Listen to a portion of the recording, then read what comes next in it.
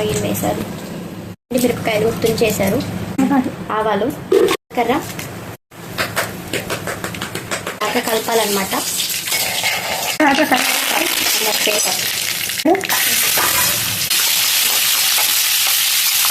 అలాగే 1 tea spoon పసుపు పచ్చి వాసన పోయేంత వరకు బాగా కలపాలి. తర్వాత ఉప్పు వేసారు. చింతపండు నీళ్ళు వేసి బాగా ఇలా కలపాలి. ఆవాలు, మెంతులు, ఎండుమిరపకాయ పొడి అందులో వేస్తున్నాం. తగినంత కారం మిక్స్ చేసేద్దాం. తగినంత బెల్లం కూడా వేసి టేస్ట్ పులుపు కారము తీపి కోసం టేస్ట్ వేడి అన్నంలో నెయ్యి వేసుకొని తింటే చాలా బాగుంటుంది.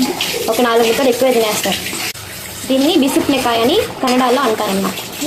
తెలుగులో ఏమంటారో కామెంట్ చేయండి.